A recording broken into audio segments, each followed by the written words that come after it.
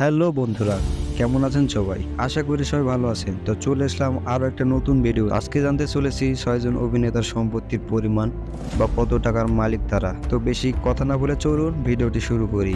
প্রথমেই বলে দিই, প্রথম অভিনেতা ৬,৩০০ কোটির মালিক। নামটা যদি জানা থাকে অবশ্যই আমার বলার আগে কমেন্ট অবশ্যই বলে যাবেন। তো ভারতের সবচেয়ে ধনী অভিনেতার কেউ নাই, বলিউডের বাদশা শাহরুখ খান। তার সাম্প্রতিক দুই ছবি পাঠান ও জওয়ান বিশ্বজুড়ে মোট ২,০০০ কোটির ব্যবসা করেছে। এই মুহূর্তে তিনি বলিউডের সর্বোচ্চ পারিশ্রমিক পাওয়া অভিনেতা। এবার কিং খানের পরের তালিকায় আছেন সালমান খান। মোট তার সম্পত্তির পরিমাণ ২৯০০ কোটি। সালমানের সাম্প্রতিক মুক্তি পাওয়া টাইগার ৩ বিশ্বজুড়ে ৪৬৬ কোটি টাকার ব্যবসা করেছে। সম্পত্তির পরিমাণে খুব একটা পিছিয়ে নেই কিন্তু অক্ষয় কুমার। তার মোট সম্পত্তি ২৫০০ কোটি। ২০২৩ সালে তার কোনো ছবি খুব একটা হিট করেনি। অক্ষয় কুমারের ও মাই গড 2 ছবিটি বিশ্বজুড়ে ২২১ কোটির ব্যবসা করেছে। তালিকায় এর পরে আছেন আমির খান। তার মোট সম্পত্তি ১৮৬২ কোটি।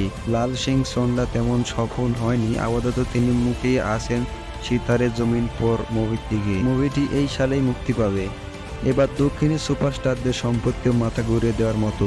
তামিল সিনেমার সুপারস্টার বিজয়, তার মোট সম্পত্তি ৪৭৪ কোটি। ২০২৩ সালে মুক্তি পাওয়া লিও মুভিটি বিশ্বজুড়ে ৬১২ কোটির ব্যবসা করেছে। এবার শেষ অভিনেতা রজনীকান্তের মোট সম্পত্তি ৪৩০ কোটি। তার সদ্য মুক্তি পাওয়া জেইলর ১১০ কোটির ব্যবসা করেছে।